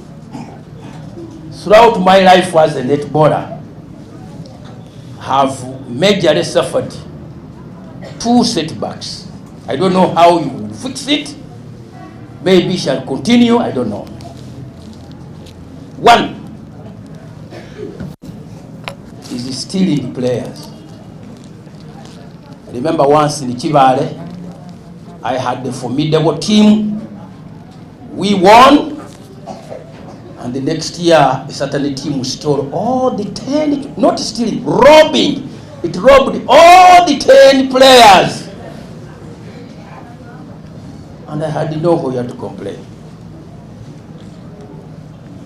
I had to build a new team. So funny that a team is robbed, and in the next competition, it stands against you. The netball fraternity could not help me. I don't know whether it is still the case. You see, we have 2 types of managers. We have simple moving managers and initiative managers. You see, some managers can only manage players. They cannot build the player right from the initial stages. I'm that type of coach, and I have instructed him also. We can build right from the advanced level. When you go to Chibara, you find kids in P2, P3, they are playing netball very well. And if you give them a weak team, even if they are under 12 or even over 16, they can defeat them. Why? Because we train from the grassroots. Now, that team you have trained from grassroots, if it is robbed from you, you feel very much pained. I don't know whether this is still continuing, and I'm told it is still there. How do you block? How do you stop this? I don't know. See, this has been there. Then, another problem, umpiring. I don't know how this also shall be taken care of. You see, younger talents are discouraged because of poor officiation. You know, such younger children, they accept defeat gracefully, but they do not accept cheating, getting cheated. They feel very bad. So we accept defeat gracefully. But this idea of cheating should be actually discouraged. Our umpires sometimes are overzealous, ambitious, sometimes because they come from such familiar schools whose hands through they have come, they cannot betray their former schools. And this actually discourages the new generation. You see, among all the sports in Uganda, netball has done the best. We have football, we have badminton, we have wrestling, we have what? It is only netball that has taken Uganda to the top of the world. We are now number 5 in the whole world. So they have managed their game very well. They have actually come up with very, very enterprising talents. And I believe if we actually discourage children being exchanged as if they are commercial commodities, and also poor officiation, we can actually be on top of the world. Because I was watching when our girls were playing here in South Africa, the difference between Uganda and Australia was very minimal. Just because Australia, the umpires, they are now the champions. When they make a mistake, they do not, catch them. When our children try to do something, immediately they caution them. That's all. Bino bya Ahmadiyya kitende. You see? Ngawora ba Ahmadiyya zanya kitende. Ngora boli natomera nakwa batamfuako. Gonogira boti nti contact. You know. Neka tewali kikuru kiryawo. Ngolaba bulabi difference yandibadde ntono nnyo. Lwaki? Kubanga aba netball bakoze kinene nnyo. Bakoze grand work w'amaanyi nnyo okwencouraginga these children. Ate n'omulembe guno kati netball efuuse yansi yonna mulimu ssente mpitirivu. Edda abaana bazannyanga netball nga bagamba basi okomawo mu ssomero basi. Naye kati abaana babanga bamazeeko emyaka gy'essomero bagenda mu clubs. Mu clubs mulimu ssente, mulimu ne sponsorship. Omwana asobola okusomera ku netball n'atuuka wanna ayagala. Ate nga bamusasula ssente abaana baffe bano bwe muli ba Priscovia, Banuba, bali eyo bali mu clubs ez'enjawulo bali kufuna ssente. Nga bw'olaba football, tulina footballers in Uganda abazannyira ebweru abafuna ssente zenkana za Priscovia oba Nuba. Tewali n'abaana balala gye bali bafuna ssente, they are girls, they are playing netball. N'olwekyo bakoze omulimu gwabwe gw'amaanyi. Singa bajjamu obunankanaako obwo n'oteganira omwana n'omuteekamu resources n'omuteekamu ssente, sometimes ne weerekereza abaana bangeeka bali ebijanjaalo. Naye ng'omwana oli ali mu nkambi yeetaaga okuwuta ku supu w'enkoko, yeetaaga okulya ku kintu ekyegasa, n'ogamba nti kale kendinamu abaana abo bonna. N'ozimba omwana, some of them bajja, waliwo n'abalala betufuna nga aze kusoma talina kyamanyi ne tumuzimba, waafuukira ensonga tebaagala kumukka. Ekyo kibeera discouraged. Tujja kufuna in just a year or two tusobola okubeera ku top of the world. Na kino kyapuwa umpiring singa mukikola ne mukijjawo tekiyinza kuviirawo ddala completely, naye ne kikendeera abampaya abaffe babeereko okwo n'ensonyi. You see, because this is a profession, don't tarnish your profession. You see, akantu ako kajja kuyamba. Nziramu nato okwebaza bannange enduto obudde bwammwe. Ndi musiimu. Principle badde sikisuubira. Nibugamba nti mbadde wala naye ne ngamba nina okutuuka. Mbadde sikisuubira. Kuba abaana abo mwali mwabasuulira amiino. Aye ne mutamuleka. Ate era ne mubanga mu musojja ageze bakola byo. Fwe gavumenti gye tubeera mu nkambi tusiitaana n'obwana, obwana tubu-encouraging, obwana buli kuyita mu process. Abasomesa bano be mulaba balina amaka. Yusi balina obuvunaanyizibwa bwabwe. Ono Sheikh Mulamba ali ku obuyigirize bwa doctorate. alina PhD ne mugamba genda munanka muli oyamba abaana abo nakwanane ku ssente ze gamba lowooza oba tuli kuteekateeka baana abo kubakozesa obubwebwongo bwe tubadde tufuna okuva mu ssomero lye impression tubadde tufuna buno obukodyo buno naye kakati mwe abasomesa muwuliddeko abaana bano kye bakola babakuba nti bagenda mu nkambi kuzanya buzanyi bano ba officials bandi bali tebateekaku that compliments babakuba nti bali mu nkambi ba umpires nabamenyi ba coaches ne bananka ne ba technicals nebabanga badda mu kubakozesa tebasobola kuperforminga bwe bali tebasobola okujja kunga byemwogera temukitegeera tebasobola kubanga kiteesa abazanyi mu nkambi kwewala mostly ebintu bisatu kwewala mwenge sex ne idle talk omwana abeere nga ali faamu kawe omwana bwavaayo n'aperforming kitegeeza mulamu bulungi naye ebyo bibadde biri wano ono afambire ya amiru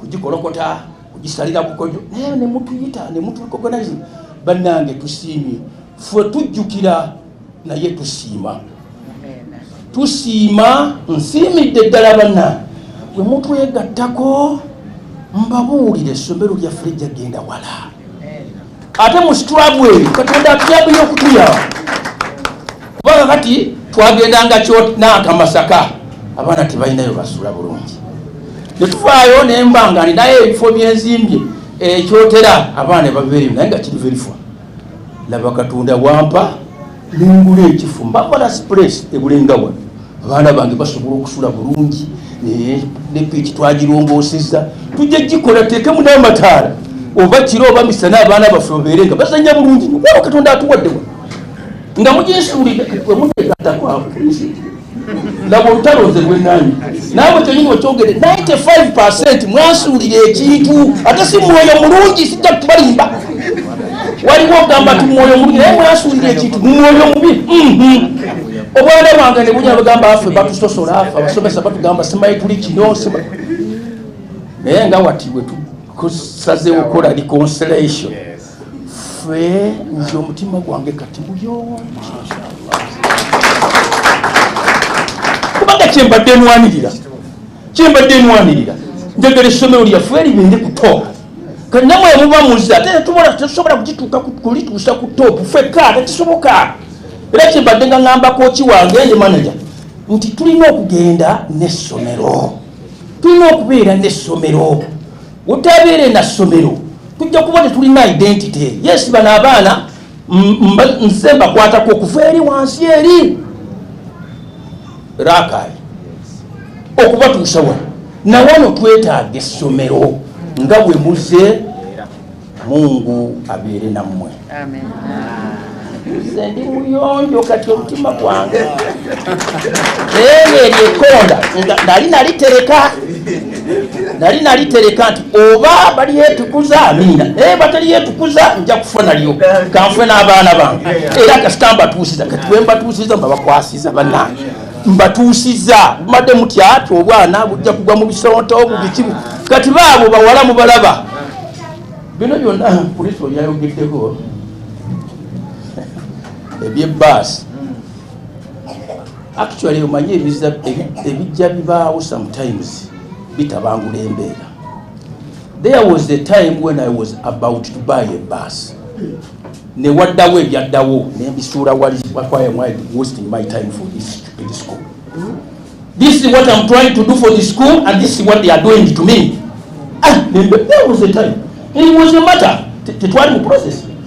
Just a matter of time. It was maybe a week or two. Bus to delay to one. Then you will get the value of Bagara. Yengamba sente zange zigenda walala tezijja kufiira mu bano. Naye kakati nga bwe tuteredde tujja kufinding a way of getting you modern ale ebyo byonna bye bambadde ne banekaaneka wabikula.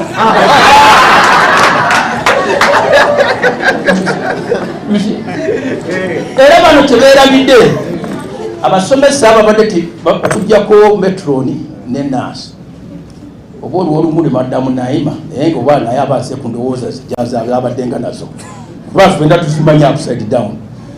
Nze abaana bange bannange sibaddenga namwe era neetoloola nengwayo nensiiba eyo nendaba obwana buzannya butya oba era babeeranga Masaka nga ngenda nembeerawo amaka gange agamu gali eri Kibaale Rakai naye nga nva wano ku makya nentuukayo saawa 3 nembeera ku training mpaka saawa 4 ez'ekiro nenvaawo nenzikirirawo. Kakati ngawe basembedde wano okumpi ntera okuva wano ku makya nentuukawo nembeerawo mbala kusaala isha nenjooka nkomawo ate we naateekawo ebitaala ekyo kijja kuba kiyitiridde kuba ebitaala nali mbitadde kyotera nja kubijjayo mbiteeke wano ntulongose n'ekisaawe era abaana basobola okutambula nga bagenda ebyo byonna mbikoze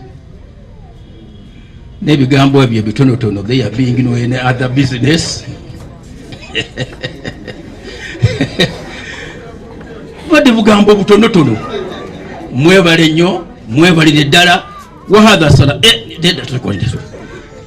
neyanziza bannange kino mulembe gwaffe gwe twazanyiranga netball kikyaliyo bano bajja kunnyonnyola bakitegeeza ki naye nsiimye nnyo nsiimidde ddala ekirabo kino banna nammwe mukule mubeere basuponsa muyambe muwangule ku kirabo nga kino. You see, eno si tokendi kino kirabo nkikoleredde obulamu bwange bwonna kubanga nze I sponsor more than 200 children.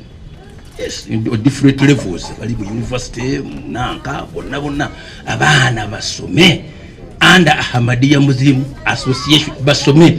Aroja kwewunya. Madam Mukara wano okutandika gambe sijja kukozesa kigambo because I belong to another side. Nedda phone tusasula. Kigambo assalamu alaikum simply means peace be upon you. Abaana baffe bonna simanyi mulimu abasiraamu basatu. Ono kapiteni gwe ani erinnya lye Gloria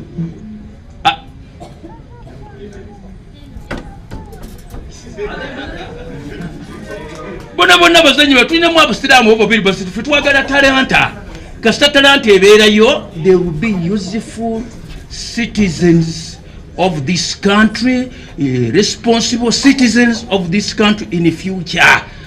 Oba Budala oba Josefu yakulembedde naye ng'ensi erimu abantu abali responsible. Mwebale nnyo mwebale ddala. Assalamu alaikum wa rahmatullahi wa barakatuh.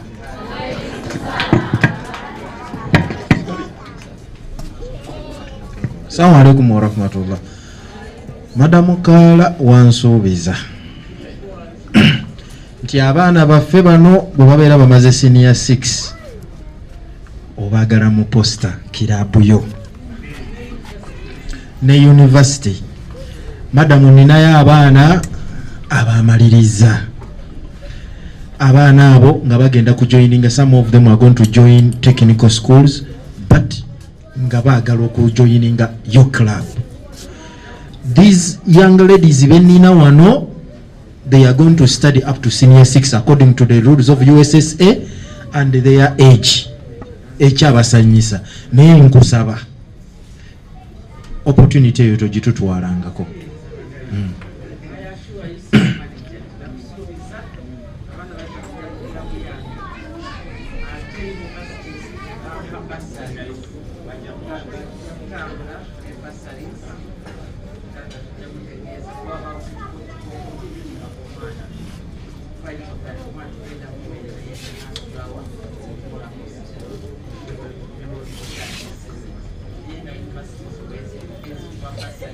Okay. Yes, Madam Nekirala. Madam Nekirala, capacity building. Capacity building mbadde nkusaba onyongere offers. Jompadde mutemala. Abaana bano bonna njagala bafune offer eya capacity building because these are the coaches and the umpires of tomorrow. Mukulu waswa oba tunetegerera emiguwa gyaffe naye abaana bano. Kalese. All right, neyanza nyo se.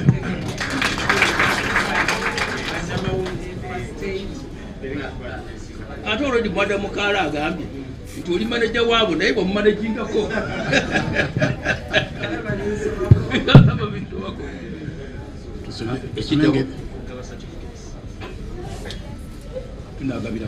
tugabira bajje wano. They read your name, you come for your certificate, and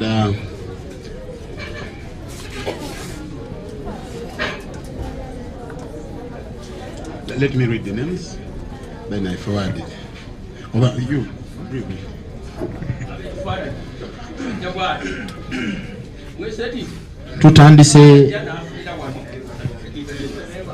tutandise ne Namubiru Gloria.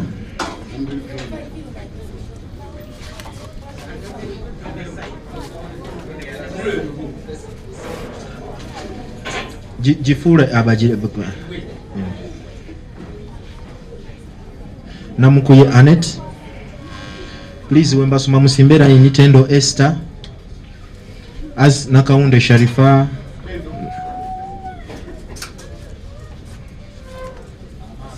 Nakaunde Sharifa. Namugenyi Jane Francis. Namugera Betty.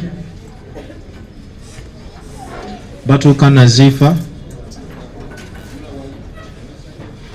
Batuka Nazifa yangu wako. Mirembe Susan. Namubiru Allen. As Nakaija Rahmat prepares. Nachejo Ruth. Narubiri Immaculate.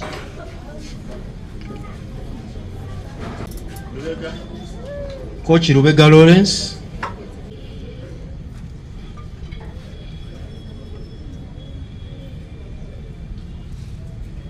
Amen. Your God on behalf of your colleagues.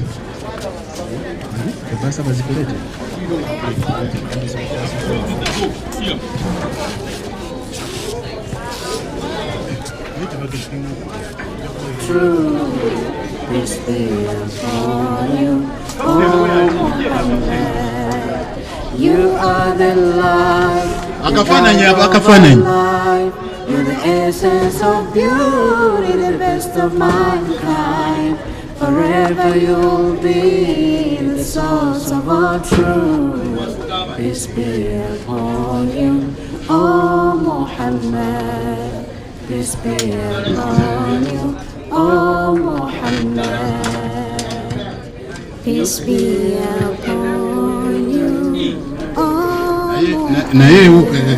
You are the way of life, chosen to teach us the words of Allah.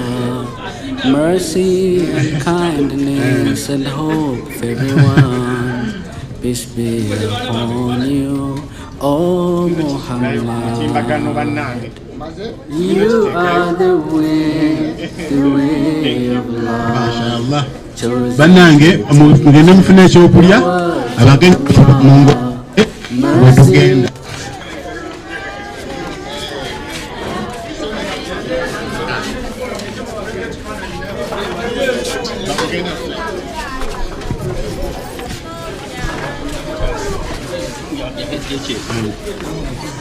Amisa bwaliwo tugenda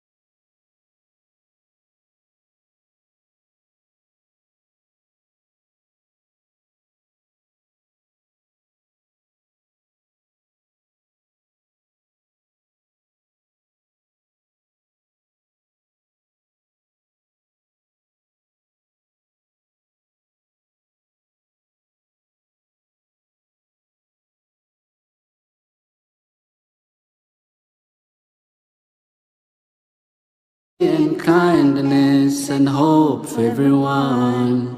Peace be upon you, O Muhammad.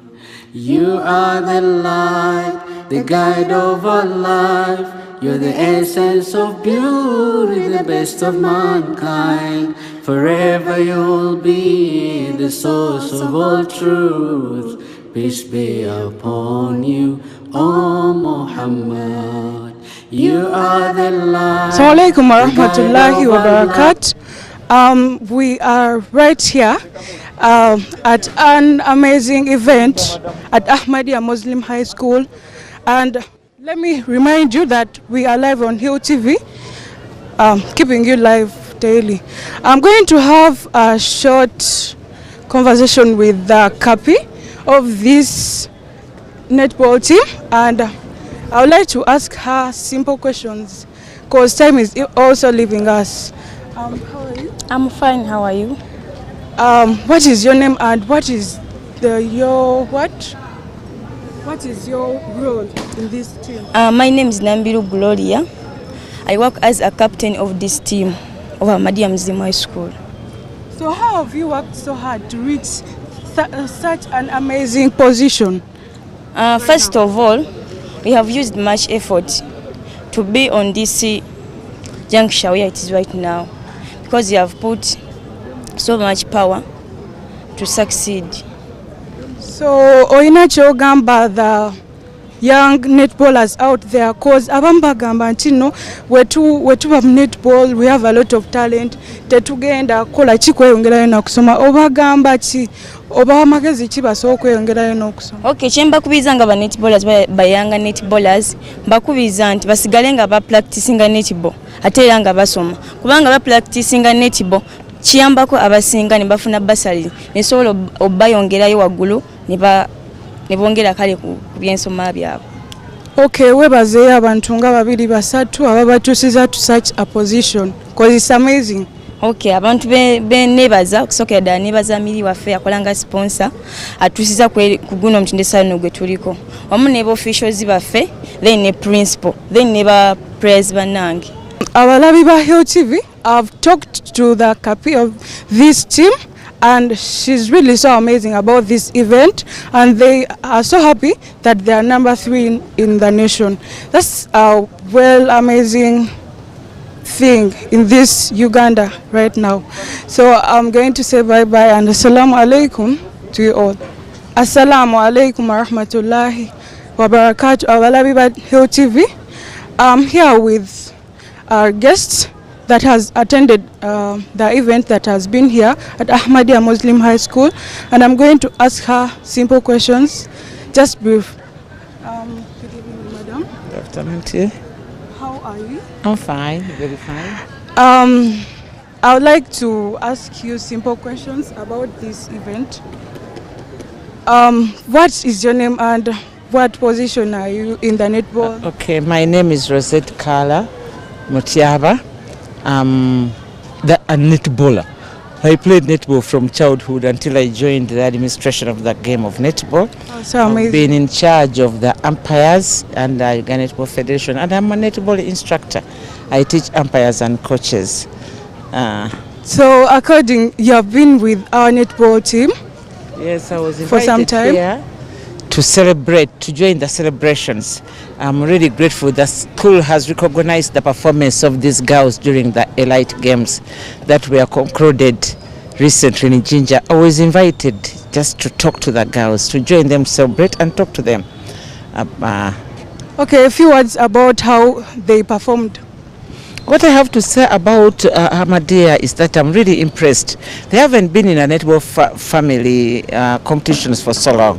It's about 2 years now, but they are progressing because they come from a humble background in Rakai, they are in an institute academy. So when they leave primary, they come to secondary here to Ahmadiyya. These girls are together, they work as a team, and they have that determination. They know what they want, because when you see them out there, you can't believe of what is going to come out of them. But when they start playing, you are really surprised. They know what they want. And I was just here to encourage them to tell them that netball doesn't end here. They have a future in netball. We have professionals, the Peace, the Mary Nuba, now the Mohammed and Stella Yela. They are in UK and more are joining. So these girls must know that they can go professional. They can study on bursaries. Some of them have finished senior 6, so we are going to get them bursaries in universities, and they become very important people in this nation as sports people. Okay, that's so amazing. And okay, 3 or 4 words about these girls who say that after all we have a talent in netball. We no longer want to study, we just want to focus on netball. What I have to tell them is that in sports anything can happen. You might be a very good netballer when you get an injury and you just can't go back to sports. That marks the end of their life. But when you carry both at the same time, academic and sports, when you are cut off in sports, academically you can still excel and be someone useful to this nation. So I'm telling all the sports people, not only my netballers, but all the sports fraternity, that they should, if they get the chance of studying, let them use it. They do sports and study at the same time. Okay, thank you so much for this opportunity. You're welcome. Viewers of YoTV, we have had a crucial conversation with Madam Carol, and she's so amazing. Wow. Thank you so much for being our great viewers. Till next time. Assalamu alaikum wa rahmatullahi wa barakatuhu, esteemed viewers at YoTV. My name is Kanyela Abdulaziz, a correspondent at YoTV. Right now, I am at Ahmadiyya Muslim High School grounds in Wandegea near the Mahmoud Mosque. And as I informed you earlier before, that today they have handled a sports team appreciation ceremony, which you have seen before, and I will be letting you to know more about this function, as in through the principal. Principal sir, assalamu alaikum wa rahmatullahi wa barakatuh. Wa alaikum salam wa rahmatullahi wa barakatuh. How are you, principal sir? Just fine. How do you feel? I feel very proud and happy. Yeah. Yeah. I'm very happy that my students have reached the top in netball, and we have been appreciating them today. So what are your future prospects towards this football, the netball team rather? Our target is high. We really want to be number 1 in netball in the whole country. And God willing, we have hosted the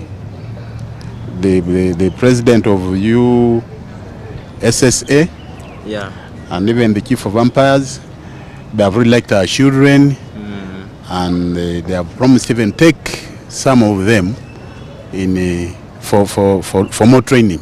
How did you reach this triumph, these bounties that we are seeing? There has been a lot of effort, more especially by Amir Saib. Amir Saib has done a lot of work to sponsor these children, by their necessities and what have you. Actually has helped a lot to supplement the budget of sports, and that's how we have been able to manage to reach that far. So should we expect to see the football team shining like this? Yeah, even the football team is coming up. It has been winning various competitions all over. Okay. Yeah. Thank you, Principal Saib. This is the Principal Ahmadiyya Muslim High School. As you have heard, his was very sweet and amazing that they have reached their triumph, or it is not the climax, as someone may say, but it's real triumph. As you can also see and observe, he is very, very, very confident and very, very, very happy of what has been taking place today and of the triumph they have reached today. So I remain Kanyela Abdulaziz, YoTV. Assalamu alaikum wa rahmatullah. Thank you very much. Warahmatullahi wabarakatuh. Esteemed viewers of Hill TV, olunaku olwaleero tuze tubawa updates ezenjawulo nga bwe nasoso bategeeza nti tubaddeyo n'omukolo ogwa hostingiddwa ku Ahmadiyya Muslim High nenga mainly gubadde kwegamba kujaguza buwanguzi bw'abaana ba netball bwe bakoze mu competition zaabwe ziweddeyo. Kakati sawa zino wenjogera ndi kumpi n'omu kuba kwegamba ba administrators oba coach owa tiimu empanguzi era nga agenda kubaka ebigambo ebitono nnyo byatuwa era byengendo osobola mubuuza omulabi wa Hill TV osobola okutegeera biki byakoleddwa mu training, biki babakoze era biki basuubira okukola Allah wanaaba basoboseza. Kakati coach, njagala omulabi wa Hill TV omubulira amanyago era biki kwegambe musuubira okukola Jebujja. Assalamu alaikum warahmatullahi wabarakatuh. I'm Lorega Abdallah, nze coach wa team ya netball Ahmadiyya Muslim High School.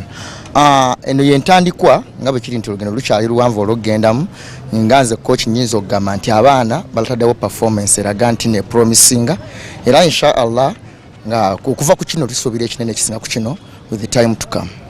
Okay, omulabi wa Hill TV akunyonyedde bulungi sigenda kubiddamu naye tukyalina ebyomubuuza ebyenjawulo. Kakati mukama wange coach, okusinziira ku neeyisa y'abaana kwegamba bali batya bakwanguyiza omulimu gwe ng'ocoach? Engeri ekiri nti abaana bano tubuvudde nabo wansi era abakulidde mu ngalo zange kuva ddala mu primary sibasanga mu kaseera kazibu yensanga lwasi basobodde okuimprove na ku speed y'ekika ekyowaggulu nti tutambulira wamu batuwuliriza era bakola ebyo bye baligwanidde okukola. Kakati omulabi wa Hill TV akunyonjodde eneeyisa y'abaana naye ekibuuzo kwegamba kiri kimu oba kiwandiise ekibuuzo kimu naye nga kirimu ebibuuzo bingi.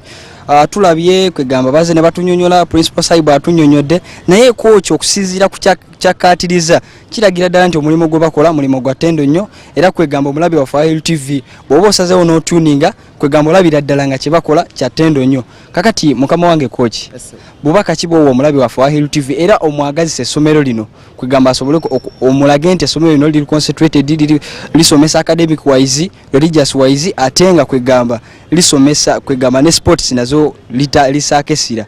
Obaka bwenyiza okuwa abalabi baffe era n'abo abatuwuliriza bonna buli nti matches omwana asoma naye omwana alina talent abya ne upper hand mu buli kyakola.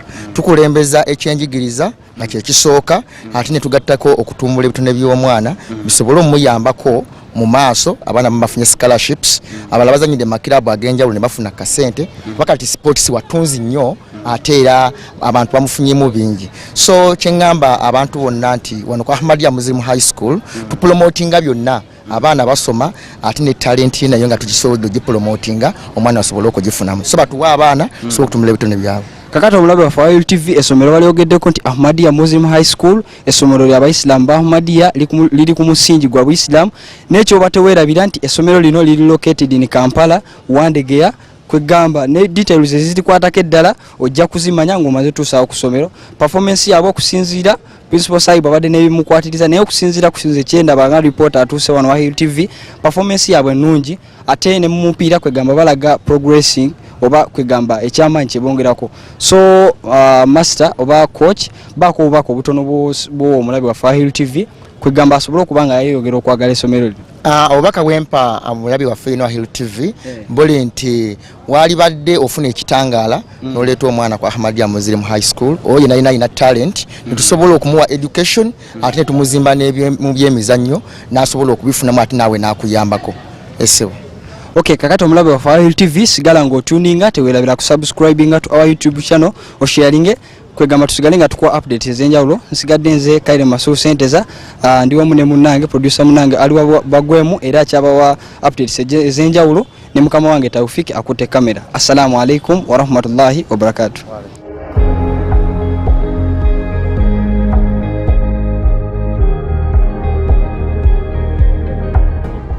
Hill TV, keeping you in the know.